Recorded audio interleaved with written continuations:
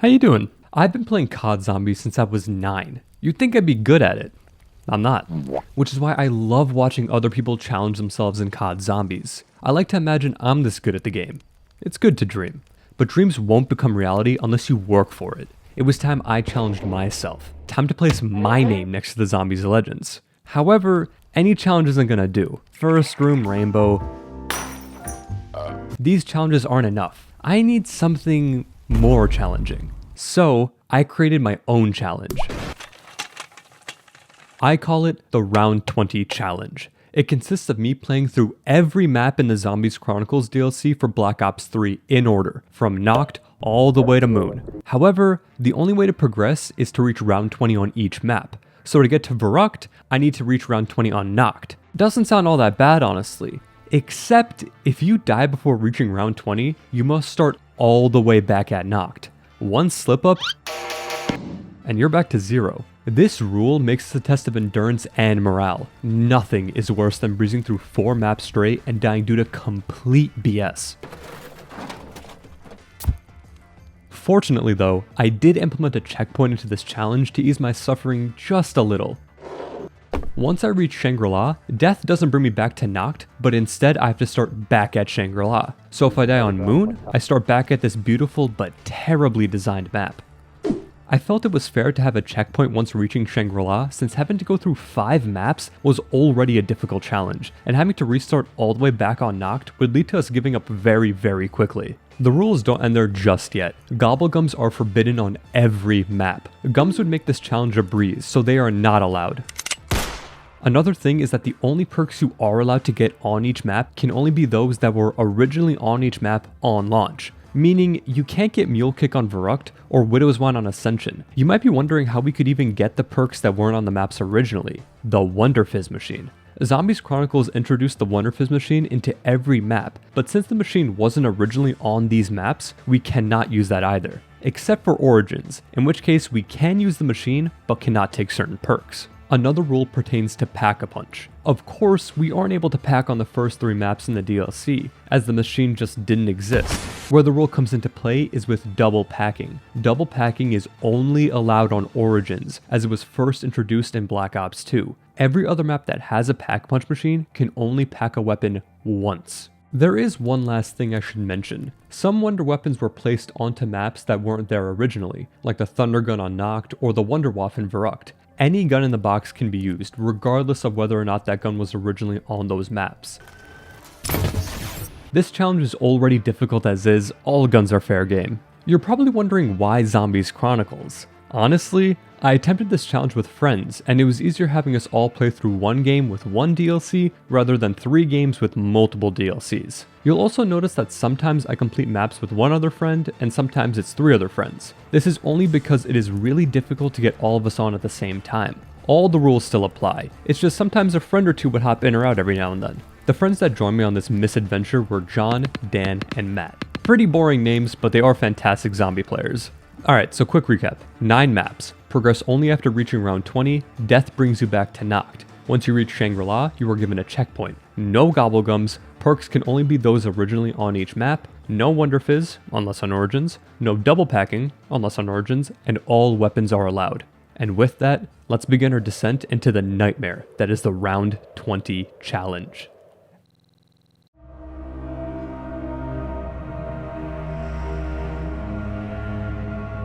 Our nightmare takes us to the first Zombies map ever released for Call of Duty, Nacht der Untoten. Let's keep it blunt, this map sucks. I don't want to knock on it too much as it was the first Zombies map ever released, but with how many amazing maps came after it, Nacht is easily an F tier map.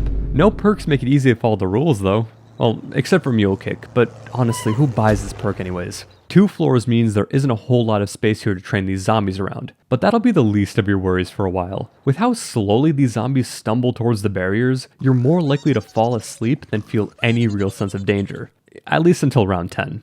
Alright, enough with the criticism, let's discuss what we did to survive. Once we spawned in, we immediately darted toward any of the windows in hopes of killing these sluggish pricks. Usually, you want to shoot the zombies first and then knife for maximum points, but we knew how much of a time sink Knocked could be and decided to just unload as many bullets as possible into them. After almost blowing my own brains out, I used the measly amount of points I had to open up the door to the mystery box, letting my partners in crime take a crack at the thing in hopes of getting something useful. No, it's a ray gun. It's a ray gun, I feel it. Oh, it's definitely not the ray gun. That wasn't the case. I managed to snag myself a Gorgon, but with its slow rate of fire and snail speed reload, I quickly gave it up. I also ended up with an ICR, which isn't a bad weapon at all, but if we wanted to complete this map with as little issues as possible, we need some bigger guns. See, we formulated a plan that would get us across the swamp that is Nocturne Tone and onto the much better Verrucht. All of our loadouts needed to consist of 2 types of weapons, either 2 LMGs or 1 LMG and 1 Wonder Weapon. Luckily, this version of Noct has the Raygun Mark II and the Thundergun, along with the classic Raygun. When it came to LMGs, our sights are set on 2 powerhouses, the RPK and the Dingo. Both weapons deal great damage and reload relatively quickly. I managed to snag myself a Raygun Mark II. Raygun Mark II!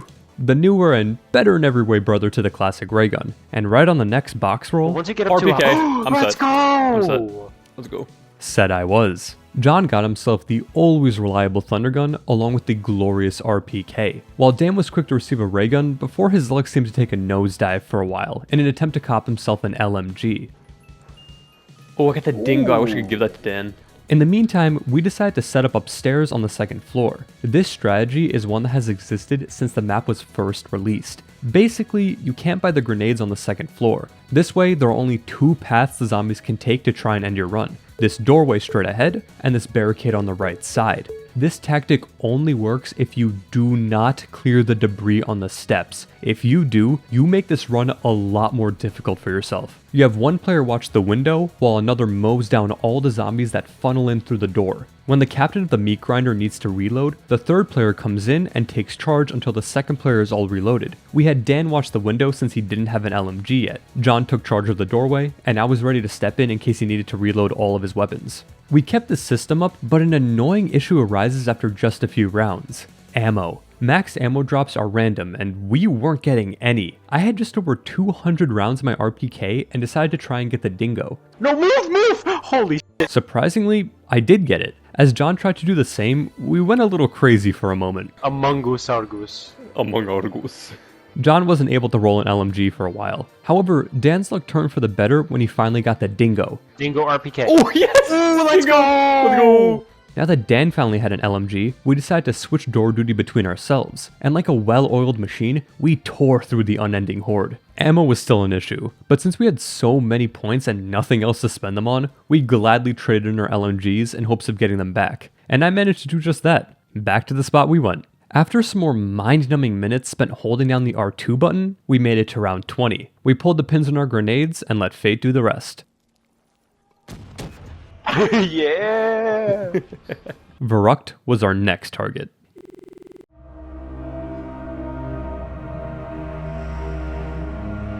Easily the freakiest map in all of zombies. This insane asylum located in Germany would send shivers down my spine when I first played it. The lighting, unnerving sounds, peeling walls, dirty floors, fountains filled with blood, sprinting zombies. Verrucht was as terrifying as it was difficult. This map had me worried for a bit, as it is known as one of the hardest zombies maps ever made. And when this challenge requires us to get to round 20, Verrucht could easily be the end of this attempt. Either way, we strapped in and prayed for the best. Once we spawned in, our group was severed. John was locked on the other side of a door that could only be opened once the power was turned on. God, Oh.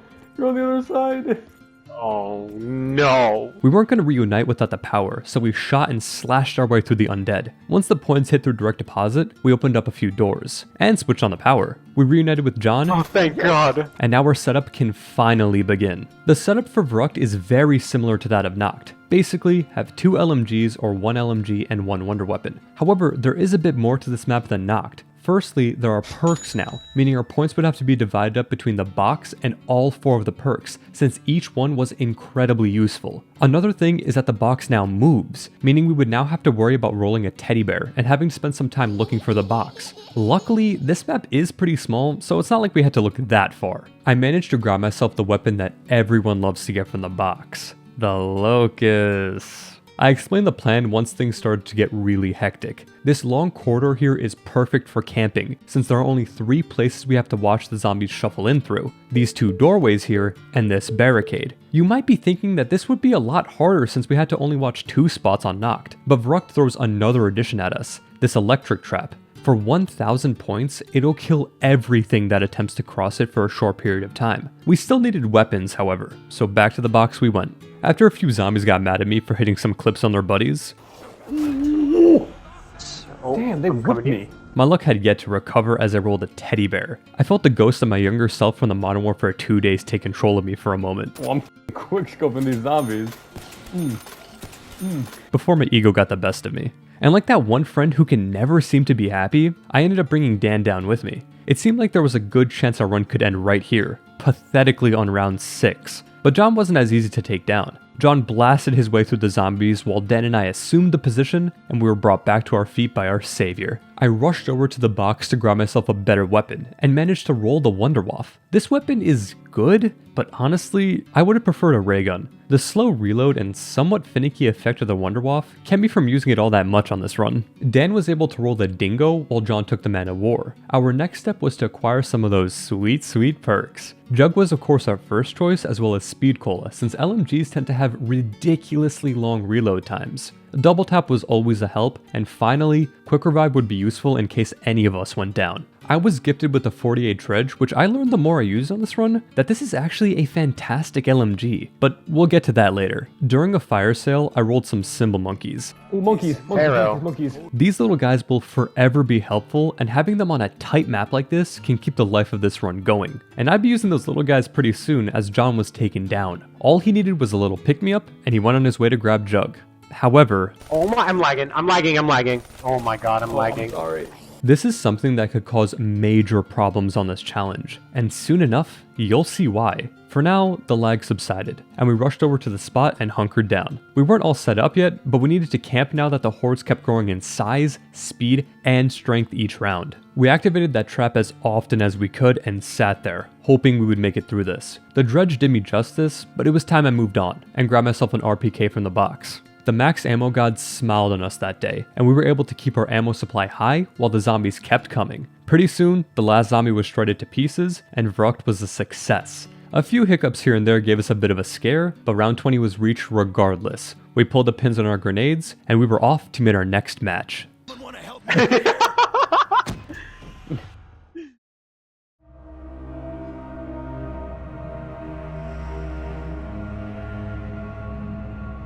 What can be said about this map? Not much really. This map didn't really add much to the usual zombies formula. The perks are the same, the box still moves, the zombies still smack you. Of all the maps we played, this is probably the least discussed one of them all. The only real interesting thing of note is the hanging corpse that Treyarch somehow managed to weave into the storyline. Anyway, let's get to it. I cleared the debris on the steps and was met with the glorious sight of the box. I didn't have any points for it though. Once I did manage to get enough points, I was blessed with a bootlegging gun. Since this gun's only positive feature is its design, I traded away pretty quickly, only to be met with our good friend named after the best US president, the teddy bear. We needed to open up the map now to use the box, it seemed. Shido Numa is split into 4 different parts. You have the main area in the center and 4 branching paths on each corner. In those little paths, you'll find huts that, when opened, will flash between different perk machines before slamming down one of the perks available on the map. John opened up the little hut and we were given... Mule Kick. Wonderful. With that amazingly useful perk at our grasp, I opened up the next area. This spot is easily the best for training zombies. It is also the first of the 3 maps we've played so far where training the zombies is a viable option, meaning our previous loadout requirements were no longer necessary. It was finally time to try out some other weapons. John opened up the second hut and we were given Jug. Let's go! I decided that would be my next purchase. As I slid through the map and earned myself some points, the map grew foggy. Here is where one of the best additions was added to zombies, dog rounds. During dog rounds, the map will become foggy, and these zombie dogs will electrocute themselves into existence. They'll rush at you with such ferocity, but with little strength. Once you take all the dogs out, you'll be given a max ammo drop. Now that there was a constant stream of max ammo drops that would be given to us, our ammo troubles were a thing of the past. Using the classic combo of insta-kill and double points, I saved up enough for Jug. Our good luck seemed to keep rolling as we landed ourselves a fire sale. Dan and John grabbed some pretty great weapons, while I was blessed with the best weapon in the game. Oh, Shiva. It was too powerful for me to handle, so I had to give it away. The PPSH would be my weapon of choice for this map. It may not be the most powerful, but when the fire rate is this high, power don't mean shit. Now that we were halfway through this map, it was time for my training day. Time to keep looping in a figure 8 motion over and over again. Well, at least until John got a nuke, then an insta-kill. You know what, I needed speed cola anyway. After a slow dog round, it was back to training the zombies away. A little running here, a little shooting there, got me through my horde pretty quickly. John topped it off with a nuke. With the round almost over, I trudged through the swamp water and slurped down some of that good double tap. Just as I was about to leave the double tap hut, a fire cell had been activated. On my first roll, I got the glorious ray gun Mark II. I was all set up, so now was the time to finish off the unexciting Shinonuma. But we had 8 more rounds to go, and anything can happen in those 8 rounds. Everything was going pretty good so far. A nuke here, an insta-kill there. I barely had enough zombies to train. The doggies even decided to show up again. Shut up, Mike Vic. Shut up, for dog fighting, bro. You would have loved dog round. Unfortunately, I did get a bit reckless with my training and went down. Luckily, both Dan and John had symbol monkeys, and getting my dumbass back up wasn't too much of a pain. What was a pain though, was having to grab all of my perks again. Dan and I rushed to Speed Cola and tried to make our daring escape using the zipline. Dan didn't realize you could activate the zipline when you're standing on it and nearly downed himself. The zombies were waiting for us, and we rushed back to our training spot. I hadn't used it at all this game, but I did turn on the flogger to dwindle down the number of zombies chasing after me. Dan's curiosity got the better of him and thought he could crawl under the trap. Once I picked him up, he ran over and bought Jug once more. We spent the last round killing the zombies as quickly as possible. I flushed through the ammo in my Mark II, while Dan tossed all the symbol monkeys he had. Pretty soon, the last zombie was blown to smithereens. The pins on our grenades came loose, and Shinonuma was defeated. It's like clockwork. It was like 1, 2. Our next excursion would lead us down memory lane.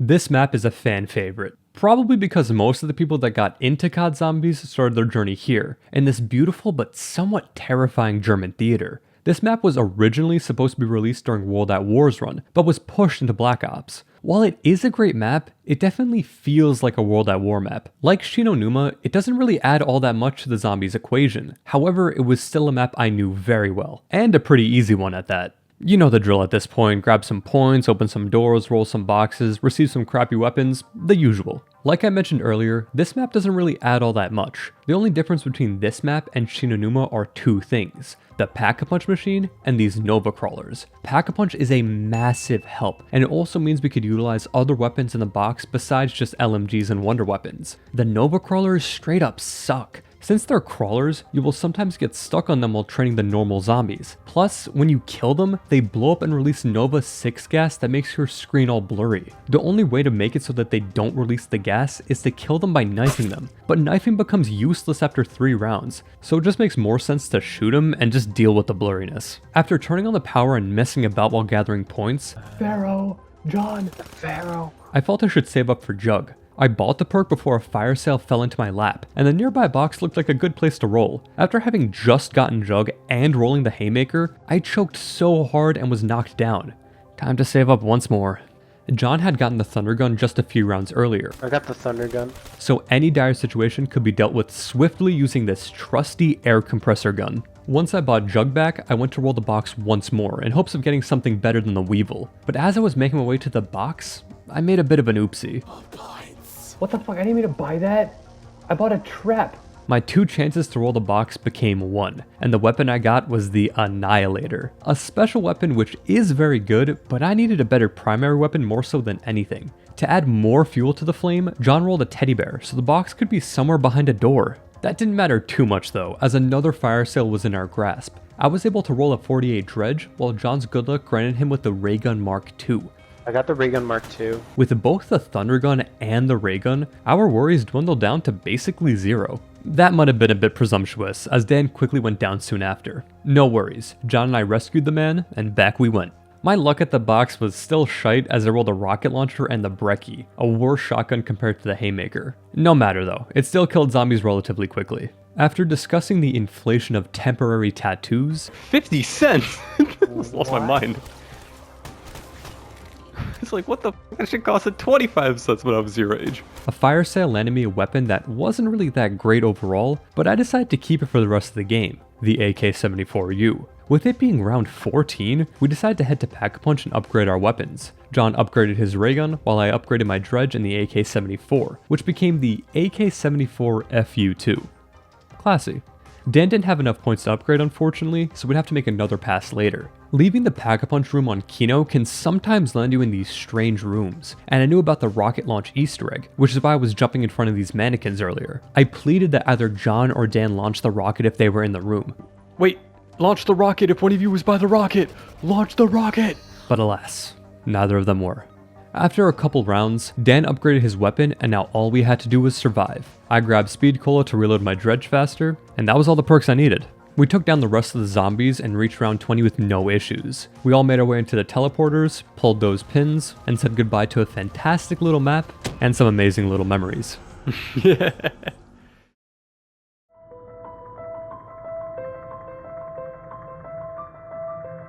While Kino holds a special place in my heart, Ascension holds the deed. I played Ascension so many times. I love this map so much. When I got Black Ops 1 back in 2010, Ascension was the one map I played over and over and over again. Either solo or with friends, it was the kind of map where nearly everything worked. The location is fascinating, the training spots are wonderful and spacious, the Gersh devices and Matryoshka dolls are fun substitutions for the Symbol Monkeys, the addition of Stamina Up and PhD Flopper kept the gameplay interesting, it all just worked. Well, except for one thing, which we'll get to in a bit. But first, let's descend in our lunar lander and get to work. Once we landed, I darted over to Quick Revive to receive some spare points under the machine. We chopped our way through round 1, and on round 2, John accidentally opened up the wrong door. Don't open the door. We don't need that right now. We don't need that for a while.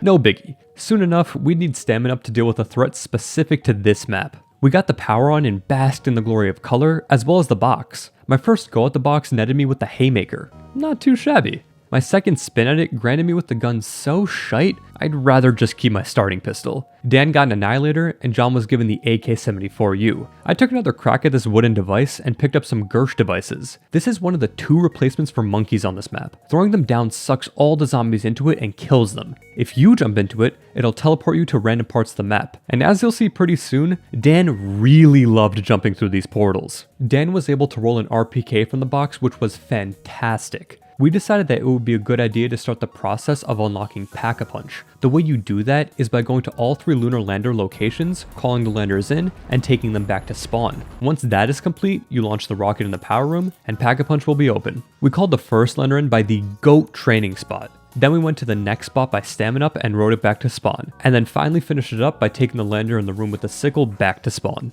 It's as shrimple as that.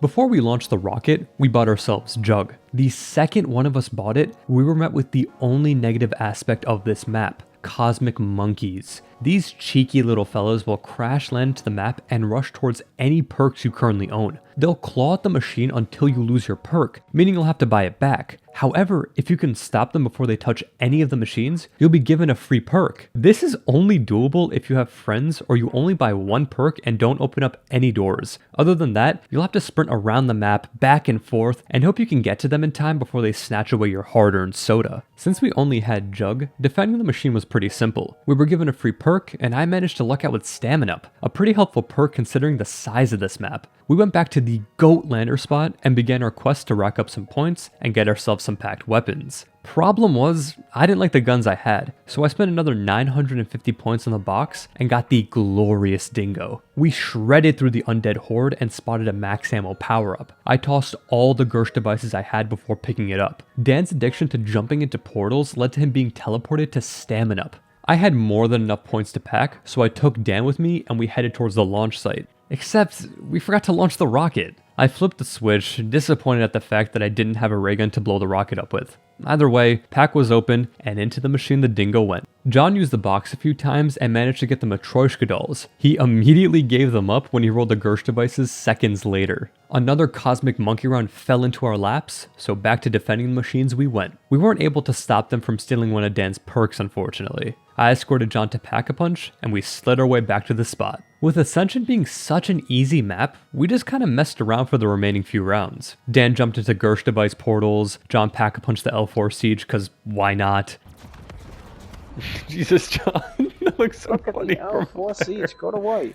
And we just enjoyed ourselves on this easy but very, very fun map. Once we finally reached round 20, we jumped in a Gersh portal and pulled those pins in our grenades. Now onto the map that really gave us a hell of a time.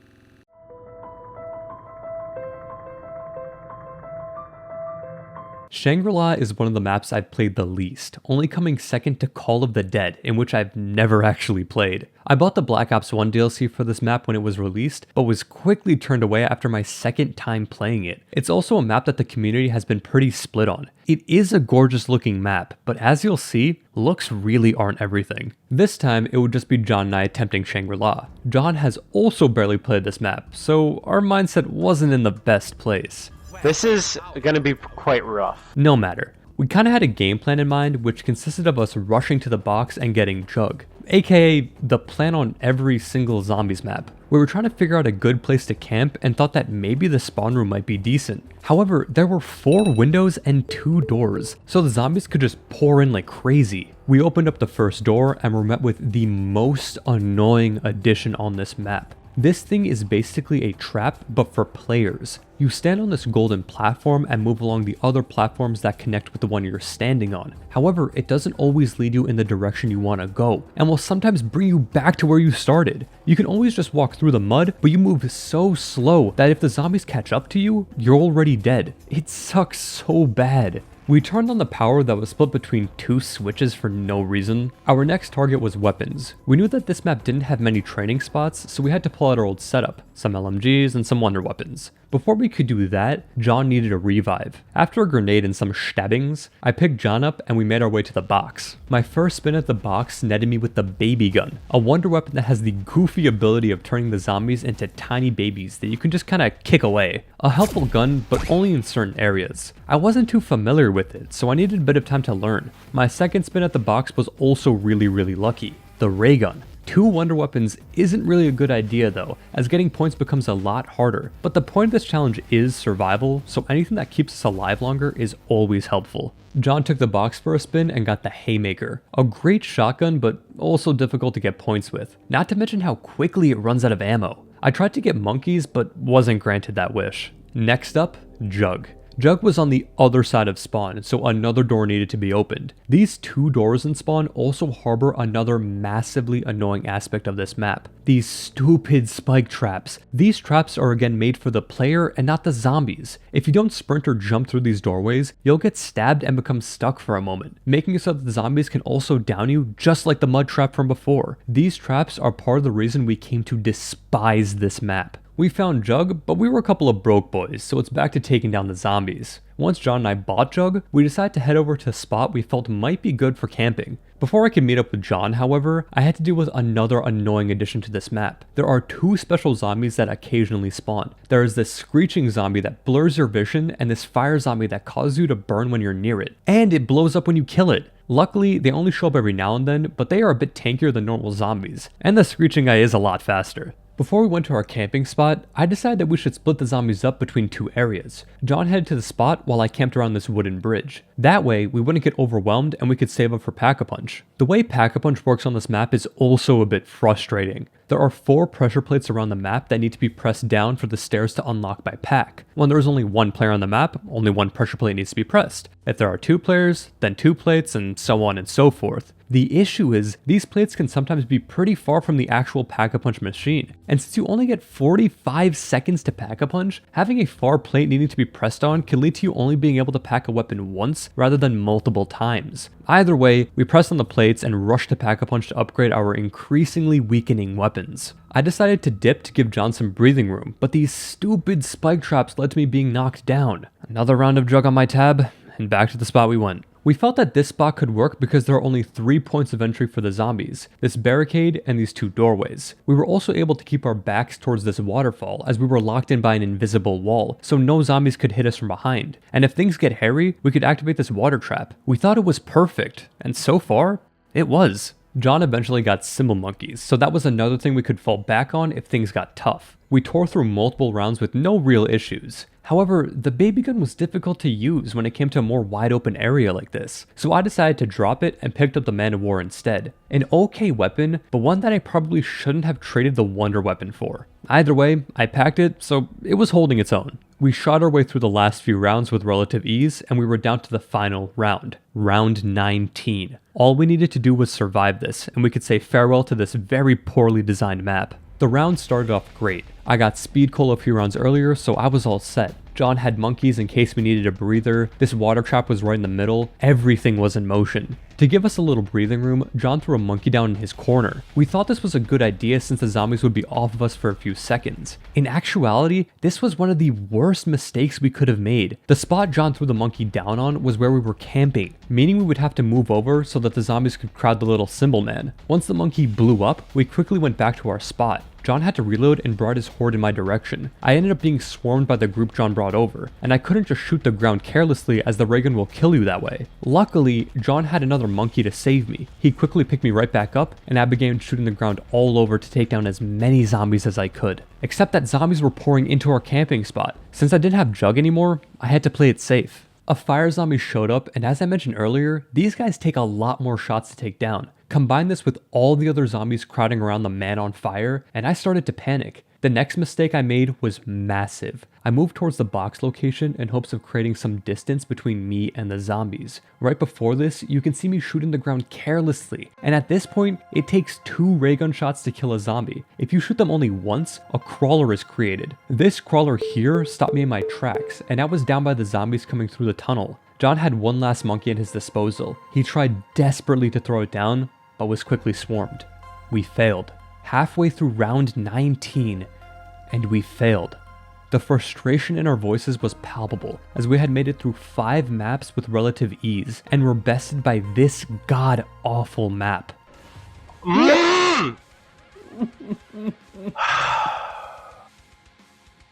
We failed.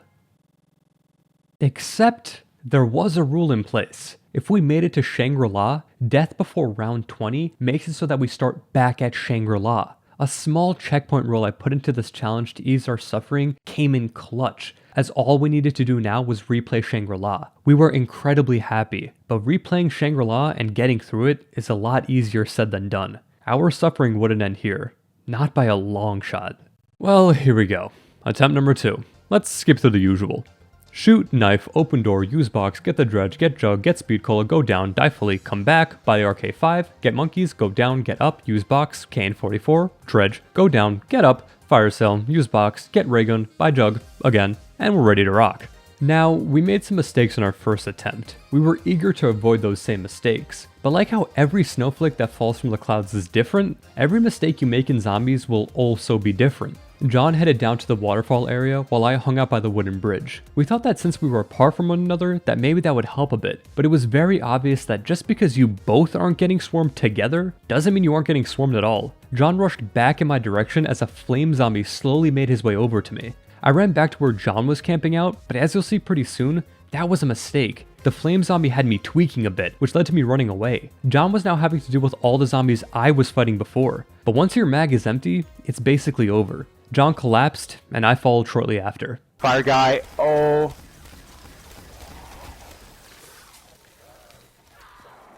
I'm reloading. Oh, I'm down. Fuck. Dude, no. This is actually impossible. I probably should have packed when I had 8,000 in perks. If I didn't think about it. That's just so frustrating. Do you have any more monkeys? No, I'm done. Yep. Fuck. Damn. This map, bro. We failed again. We did even worse than our first attempt. We needed to figure something out because running around aimlessly and without a proper plan was getting us nowhere. Moon seemed even further away by this point. Something needed to change. I can tell you right off the bat that we hated this map with a burning passion at this point. It felt like we hit a wall that just wouldn't come down. I want to say that we went into this third attempt with a game plan, but that couldn't be further from the truth. We didn't know what to do differently besides get good. But what the hell does that even mean anymore? Whatever. To keep you from feeling like the Easter egg characters on this map, let's jump ahead to when we were all geared up. I got the Galil and the baby gun from the box. I initially disliked the baby gun because while it can be useful, it doesn't account for more wide open areas, like the waterfall spot we camped at originally. So I decided to try and remain in a spot where one shot from this thing would turn all nearby zombies into these kickable little dudes. My idea for a spot was that damned rope bridge we failed at last attempt. We realized that the waterfall area wasn't a good spot after all. We needed something narrower. My thought was, why don't we just camp out on the bridge, but each of us would watch one side. That way, I can use the baby gun at its full potential. There is always the risk of being cornered and having nowhere to run. But at this point, we had to take the chance. And boy am I glad we did. This strategy worked perfectly. The side I was watching, which was facing towards spawn, would receive more zombies than John's side, which was facing the power. Having the zombies shuffle in on the narrow bridge made the baby gun incredibly useful. One shot and I'd kick like 20 zombies away. Eventually, I needed more baby gun ammo, so all I needed to do was pack a punch. This was the strategy we needed all along. The waterfall area was terrible compared to this. To add even more positivity to the spot, I killed a fire zombie right before the bridge started. When you kill a fire zombie, it blows up and leaves a fiery mess where it exploded. All I had to do was sit by and watch the zombies walk through the flames and keel over. We finally figured this godforsaken map out. And in no time, we reached round 20 and immediately pulled the pins on our grenades and said farewell to this dog shit map. You should have seen your face, dude. You were side-eyeing. You were looking. You were like, I don't know about this. On to Moon, where hopefully we could breeze on through. Hopefully.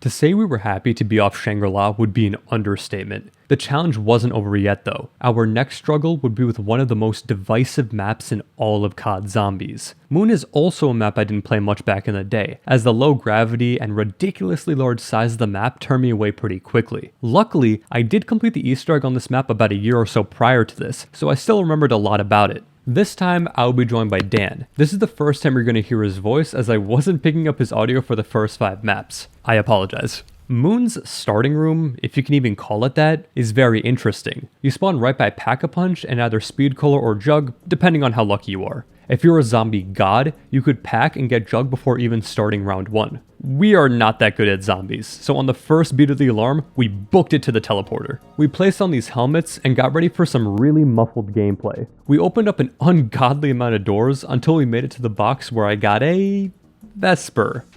It's okay for now. We made it to this area where a very unique item specific to only this map exists, the hacking tool. This thing has so many interesting uses, from lowering the price of perks to giving your friend points. This device is incredibly useful. However, it comes with a pretty major drawback. When you pick it up, it replaces your spacesuit, meaning picking this thing up can lead to your breathless death.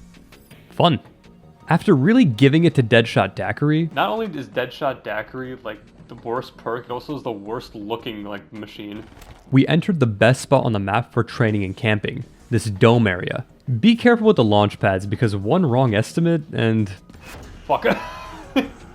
I went back to the box and rolled the Haymaker and the Dredge, a familiar couple of weapons. Our next objective is to grab either Jug, Pack-a-Punch, or both if we're lucky. We jumped on the teleporter to take us back to our beautiful planet, and we were given Speed Cola. The second I saw that machine hit the ground, I darted over to the Pack-a-Punch machine and threw my Dredge inside. This is where I realized how great the Dredge can be. When packed, it has over 800 rounds of ammo. This alone is enough reason to pack it. Where max ammo drops can become sparse, and Moon not having any dog rounds, the more rounds the better. Dan wanted to test out if the Gersh device would teleport him back to Moon. He unfortunately relapsed and jumped inside the portal. It didn't take him to the Moon, but it did take him like 10 feet to the left. I quickly grabbed Speed Cola before heading back to the Moon. The dome was the spot to survive, so we booked it back over there. The issue is that it was already round 10 and we didn't have Jug. That is a major issue with this map, is how getting a crutch perk like Jug is left to RNG. Sure, there's a 50% chance, but the fact that it's even left to chance is stupid. We headed back to Earth as fast as we could and we were finally given Jug. Dan had Gersh devices and used those as a distraction to go and Pack-a-Punch's weapon. Unfortunately, he went down just as I was about to go down. This is the worst spot on the entire map for someone to go down, as the zombies will just keep on spawning. I didn't have any Gersh devices, so after a few futile attempts to revive him, he was full on gone. Luckily, I was able to make it back to the moon and away from that hell. We giggled over a stupid video until Dan was finally resurrected. Who am I here with? I don't think so. Who's the hottest guy at school?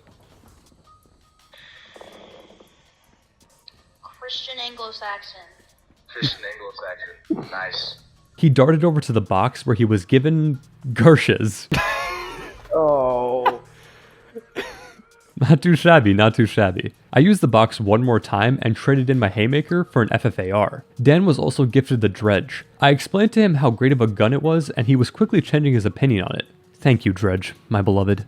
After a few rounds grinding up for perks, we jumped on the pad and went back to Earth. This time with more knowledge on when to use the Gershes. Dan threw the Gersh devices down and packed his Dredge. Speed Cola was again the perk to be chosen this time. Dan grabbed it anyway since he did have an LMG. We booked it back to the dome area when every zombie was waiting behind this door. Dan tried to throw down a Gershie, but was down by the stupid Nova Crawlers that for whatever reason were added onto this map as well. I swear, Treyarch was making some horrible decisions during Black Ops 1. Once we were finally settled back into the dome, we spent some time gathering points so that Dan could grab Jug. The problem was, these excavators on the map will sometimes cause the portal to be closed by a cage. We had to just finish up the last few rounds without Dan having Jug. Now, a power-up was dropped during this round. The power-up was one of the worst things that could have happened. When we picked up the fire cell, for whatever reason, Dan decided to go up by the teleporter and use the box. He didn't need to do this, but we both didn't see anything wrong with it. Well, Dan went down, and I decided to go and revive him. That was mistake number 2. As I left the dome, I was reloading my Dredge. Mistake number 3.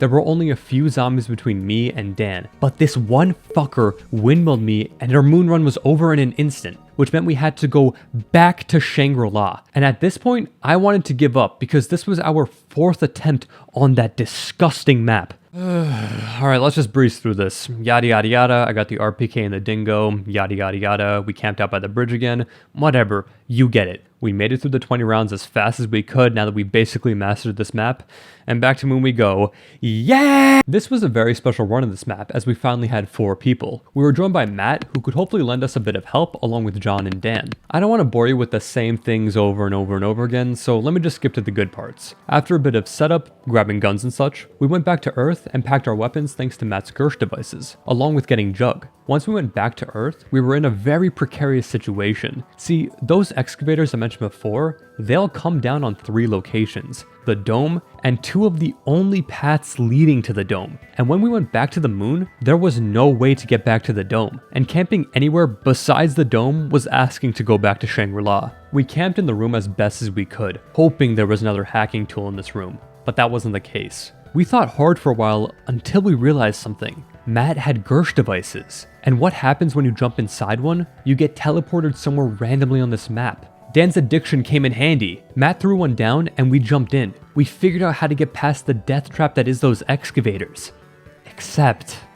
Oh my god. Sound like- oh, Connection interrupted. Oh god, what's happening? Uh-oh. That's not good. Why is that This doing doesn't... that? It's doing that for me too! Oh no. Remember back on Verrucht that I said lag would become a pretty big issue later on? Yeah, this is why. For whatever reason, jumping in the Gersh portal caused the game to glitch out, and we were sent back to the lobby. Now, we felt that this shouldn't count as us having to go back to Shangri-La, as it technically wasn't a death. I know some of you might be mad at us, but we thought it was fair to just be given a redo of Moon. Only this time, it would be only Matt, Dan, and I, since John was rightfully tired of this whole ordeal at this point. To spice up the section a bit, I'll just play some quick highlights of our attempt here. You know this map was originally supposed to be in Paris? Yeah, you know who else was there? Come on, Dan. 19 points. Dan. Oh, I'm already lagging. lagging. Is he gonna come with us? Yep, I'm here. I'm here. Wait, someone's gotta pick me up, please. Every man's worst nightmare. The Germans. No hair loss. Oh. The balding. Also Germany. But you don't have to worry about that with today with this video sponsor. Keeps. Now I'm here to promote balding. Welcome to my sponsor. Loses. Oh crap. Somebody can open this one. Haven't the 750. funds. You know who did have the funds?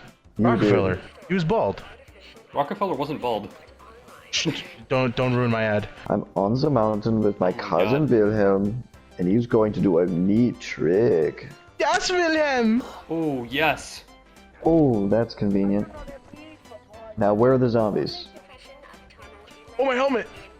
Oh no, I fell down the thing. What the fuck? Crap, how did you fall down? I don't know. I slid down and just kept going. Nice. Whew. Come on, please be Jug. Please be Jug. Please be Jug. Knife it, knife it, knife it, jug, jug, jug. Yes. Please, at least like a man of war. I'll do anything. Ooh, that's really good. Oh, okay. Thank you. No, realistically, I just lost daiquiri. Bro, seriously, just lost who's who. Why? Who's who? Okay, come back. Okay. All right, let's get the fuck out of here. Oh god, sorry, I had to kill that thing. I was gonna get All cornered good. in here. Okay, I'm glad to hear it. Yo, can I offer you something in exchange for your money? Oh wait, yeah, wait. I can give you guys money. Hey, you don't need to. Wait, oh I'll shit, throw you that can thing even back, do bro. that. Nice, Matt. Oh, Mow him down. Last Gersh, make it count. Wait, Oh, no. What? Oh, it's okay. All right, Okay. good shit. We finally Alright, did alright. it. Wait, let's... The round-ending Gersh. Wait, let's go suffocate. Well, yeah, let's go suffocate. Moon was finally conquered, and we only had one map standing between us and victory. My favorite map, Origins.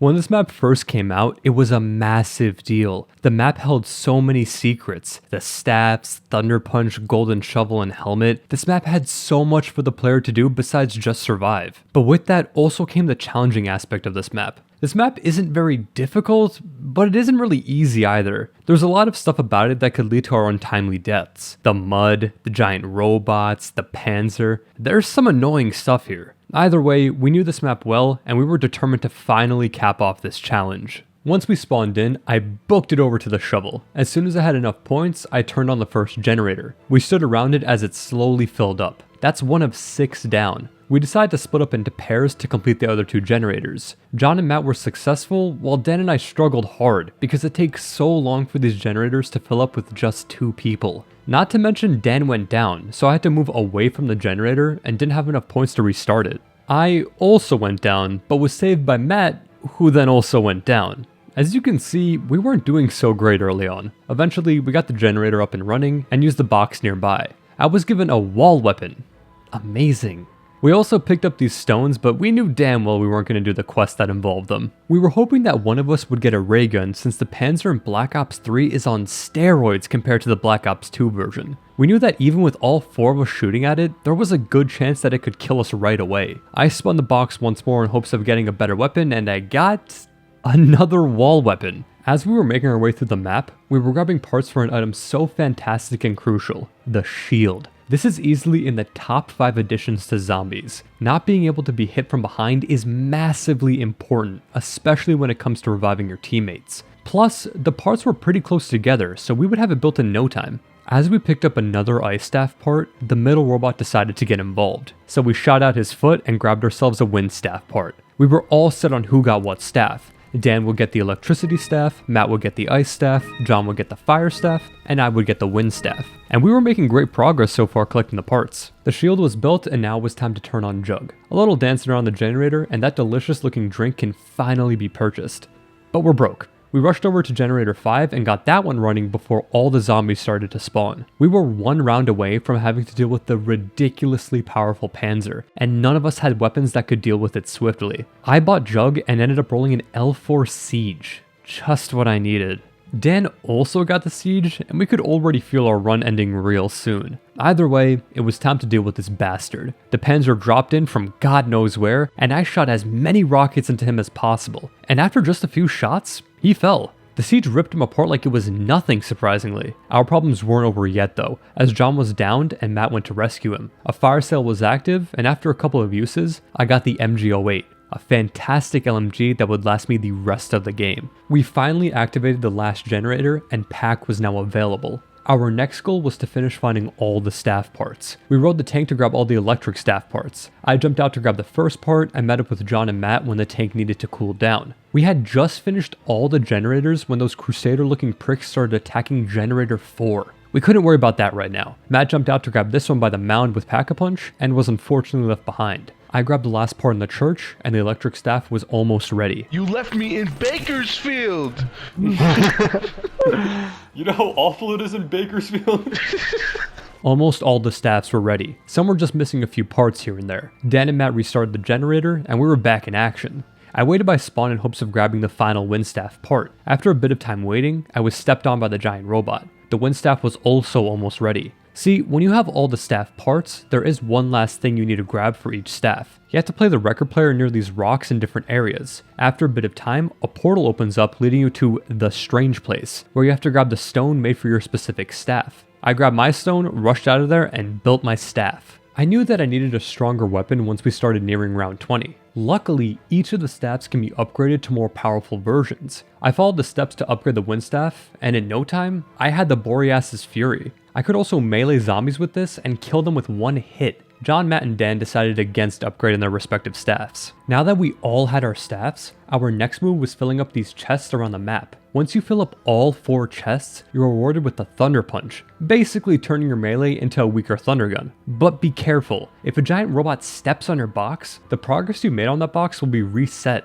After a bit of a massacre, we got our Thunder Punches. I also realized that we could finally double Pack-a-Punch our weapons, making us even more powerful. Round 20 seemed trivial at this point, but we shouldn't get too comfortable. At one point, we were all camping around Speed Cola when 2 Panzers showed up along with an insane number of zombies. Dan went down, but I got some zombie blood. This makes it so that the zombies completely ignore you for a bit. However, it wasn't as useful as the death machine I also picked up. I mowed down the zombies as John picked Dan up. We were literal minutes away from finally completing this challenge, and there was a good chance it could all come apart here. The death machine went away as I was being chased by a Panzer and weaving my way through zombies. Before I was about to be battered by the Panzer, Matt shot at him just enough to take him down. We survived the most precarious ordeal in this entire game of Origins. If there was any reason to celebrate, it would be this. But anything can happen, and it can happen in an instant. We got out of that death trap area and headed towards Jug. Again, we just need to survive 2 more rounds. But the giant robots had some other ideas. The middle robot not only smushed John, but also Dan. Having 2 of us taken down in just a moment could spell disaster. Matt covered me with his ice staff as I desperately picked Dan up. As I picked up John, Dan was once again downed. At this point, I was panicking a good deal. The zombies just wouldn't stop spawning, and with only 2 of us having Jug, this could very well be it. But we ain't giving up that easily. I picked Dan up and we eviscerated every zombie that showed up to try and take us down. Using our staffs and double-papped weapons, we were down to the final stragglers. After some quick kills, it was over. Round 20 was finally reached. As a congratulations, the game gifted us with 2 Panzers. But whether we live or die now didn't matter. The challenge was over. We decided to camp by Jug and see just how much longer we could survive. And after some blindingly bright particle effects, we decided to go out in style. We moved by the spot we had built a shield and let the robot do his thing. This challenge was a hard-earned success. Let me see that. Yes. That was oh, Finishing up with a healthy 21. nice. Hey, 21. Let me do. This was one of the most challenging things we've ever done in a video game. We played this challenge over the course of a week, playing well over 200 rounds of zombies. There were definitely moments where we wanted to give up, but we persisted. Was it worth it? Nah, probably not. But we did succeed in what we set out to do. I definitely could not have done this alone, so I want to thank my friends for doing this with me. They didn't even hesitate when I asked if they would join me. Thank you to my amazing and dependable friends, John, Dan, and Matt. I also want to shout out the incredibly talented birdsinneon, a longtime Patreon supporter of the channel. He made some of the tracks used in this video. Please, please, please check out his amazing work in the description. Thank you very much, birdsinneon. And thank you very much for watching. I actually really enjoyed this challenge, and if you want to see more stuff like this, let me know.